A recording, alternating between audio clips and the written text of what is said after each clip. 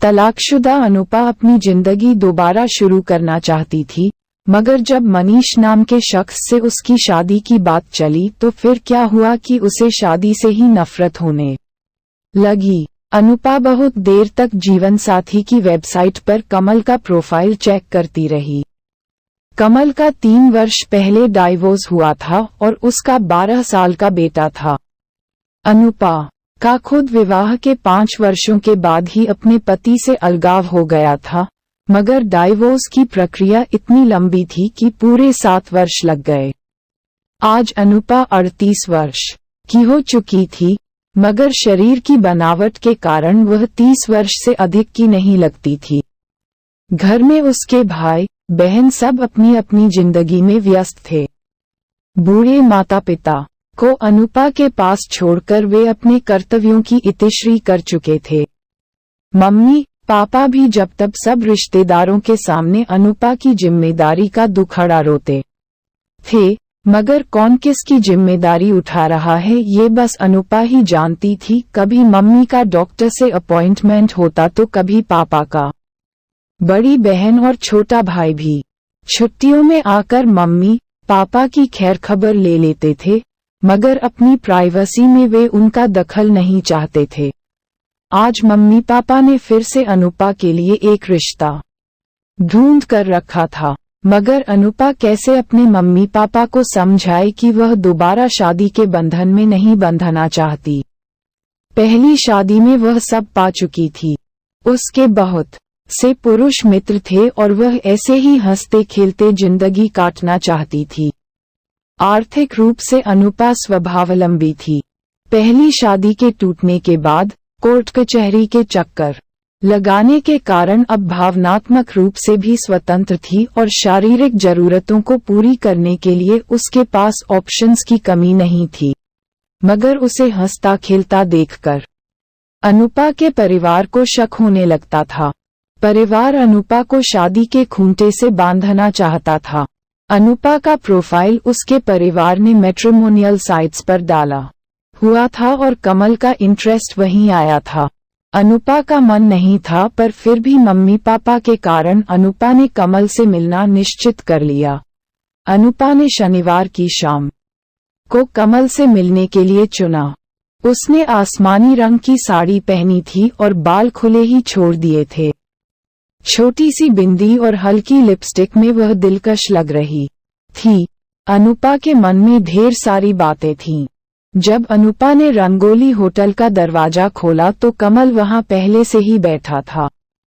कमल के बराबर में एक 12 वर्ष के करीब का लड़का भी बैठा था। अनुपा को देखकर कमल उठ गया। उसने अनुपा को ठीक से देखा भी नहीं।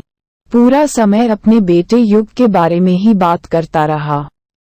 अनुपा को ऐसा महसूस हुआ कमल को अपने लिए बीवी नहीं, अपने बेटे युग के लिए एक केयरटेकर चाहिए। उसे लगा जैसे अगर थोड़ी देर वह और बैठी तो उसका दम घुट जाएगा। कमल के जाते ही अनुपा ने अपने लिए एक ड्रिंक ऑर्डर किया।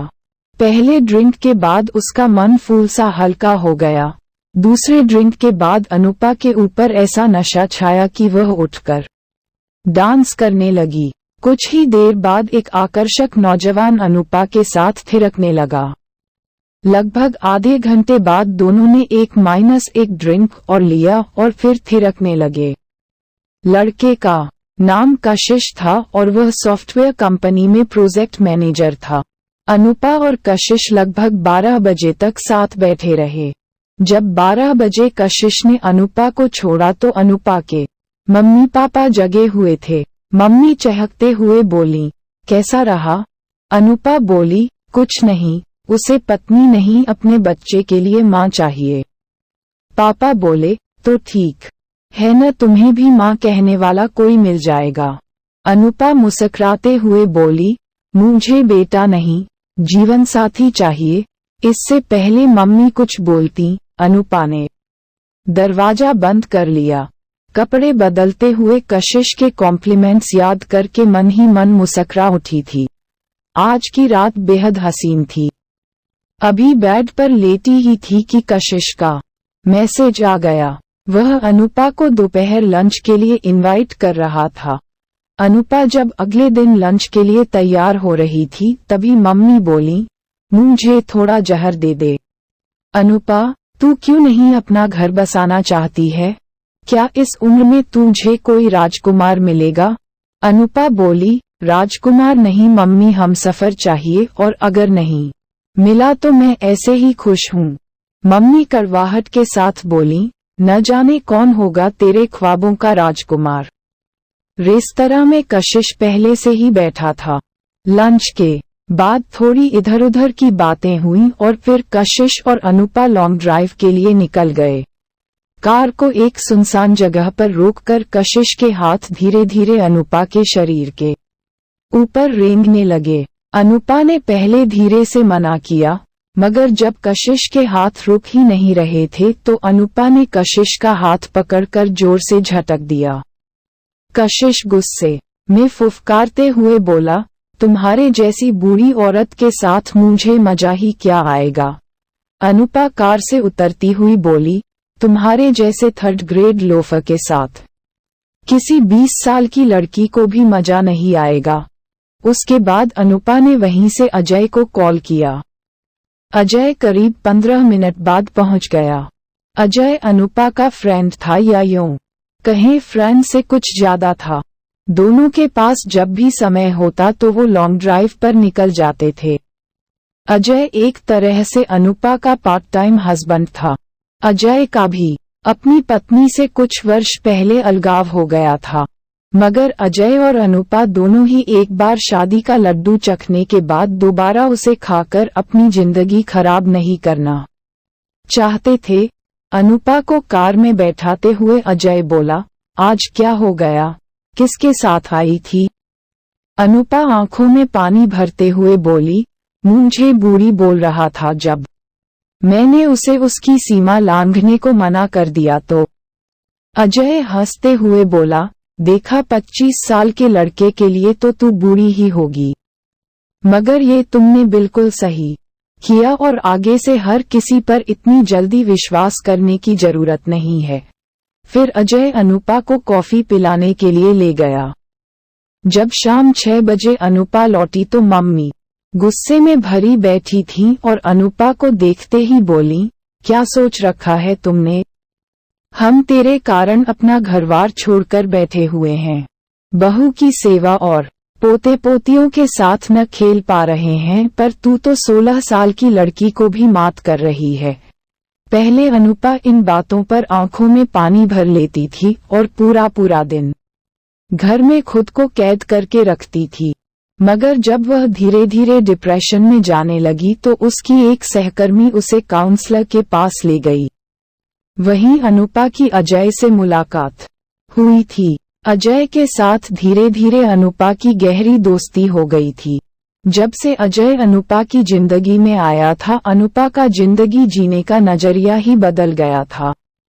अनुपा के परिवार और समाज की नजरों में अनुपा पथभ्रष्ट हो गई थी।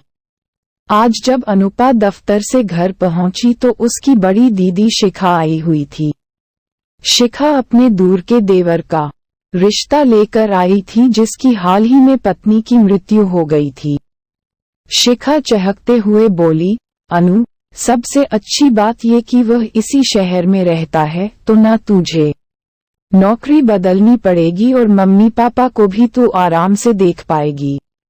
अनुपा को लगा ऐसी शादी के बाद तो उसकी दोहरी जिम्मेदारी हो जाएगी, मगर अनुपा अपने परिवार को मना नहीं कर पाई थी। शाम को जब अनुपा ने अजय को इस रिश्ते के बारे में बताया तो अजय बोला, देख ले, हो सकता है वह वाकई तुम्हारे काबिल हो। शाम को शिखा का देवर मनीष अपने परिवार के साथ आया। मनीष का अपना व्यापार था और उसके 10 और 12 साल के 2 बच्चे थे। जब अनुपा तैयार होकर आई तो मनीष लगातार अनुपा को क्षुधा भरी नजरों से घूर रहा था। अनुपा इतने पुरुषों से मिल चुकी थी, मगर मनीष की आंखें न जाने क्यों उसे असहज कर रही थी। थोड़ी देर बाद मनीष ने शिखा से कहा, भाभी, मैं अनुपा को थोड़ी देर घुमा कर ले आऊं क्या? शिखा ने खुश होते हुए कहा, क्यों नहीं। कार में बैठते ही मनीष अनुपा से बोला, तुम ऐसे क्यों छुई मुई सी हुई जा रही हो? एक बार शादी हो चुकी है, और क्या तुम्हारे जीवन में कोई पुरुष नहीं है? अनुपा को मनीष की बातें सुनकर झुरझुरी सी हो गई थी। फिर धीरे से मनीष ने अनुपा की थाई पर हाथ रख दिया। अनुपा का मन वितृष्णा से भर उठा। उसने ऊंची आवाज में कहा, मनीष, कार रोक दो। मनीष गुस्से में बोला, सब पता है तुम्हारी जैसी औरतों का। 36 जगह मुंह मारने के बाद मेरे सामने सती सावित्री बनने का नाटक कर रही है। अनुपा बिना कोई जवाब दिए कार से उतर गई और सामने वाले कैफे में बैठ गई। बार बार अनुपा यही मनन कर रही थी कि क्या शादी वाकई उसके लिए जरूरी है? क्या वह ऐसे लोगों के साथ अपनी जिंदगी बिता सकती है? जब शाम को अनुपा घर पहुंची तो शिखा दीदी गुस्से में बोली, इतनी मुश्किल से मैंने मनीष को मनाया था, पर तुम्हें तो शायद चिड़िया की तरह हर डाली पर फुदकने की आदत पड़ गई है। तुम घोंसला कैसे बना सकती हो? उधर मम्मी पापा का भी इमोशनल ड्रामा शुरू हो गया था। हम अपना घर द्वार छोड़े बैठे हैं। अनुपा ने शांत स्वर में कहा, मम्मी पापा, आप कुछ दिनों के लिए दीदी या भाई के यहाँ चले जाएं। आप मेरे बारे में चिंता न करें। मैं जिंदगी अपने हिसाब से गुजारना चाहती हूँ। अनुपा की बात सुनकर जहां मम्मी ने रोना धोना शुरू कर दिया, वहीं शिखा दीदी ने एकाएक पैतरा बदल लिया। अरे तुझे मम्मी पापा अकेला कैसे छोड़ सकते हैं? अभी हम तुझे शादी के लिए फोर्स नहीं करेंगे, पर अनुपा, तेरे ख्वाबों के सपनों का राजकुमार तो अब इस उम्र में तो नहीं मिलेगा। अनुपा हंसते हुए बोली, दीदी, मेरे ख्वाबों में कोई राजकुमार नहीं आता है। मेरे ख्वाबों में बस मैं ही मैं हूँ, जो हर दिन से कुछ नया सीख कर एक साहसी महिला के रूप में खुद को पहचान रही है। कभी कोई ऐसा मिला जो मेरे साथ मेरे ख्वाब साझा कर सकेगा तो जरूर शादी करूंगी। शिखा दीदी और मम्मी पापा अनुपा की बातें सुनकर उसे अजीब नजरों से देख रहे थे, मगर वे लोग भी तो अपने अपने स्वार्थ के कारण मजबूर थे।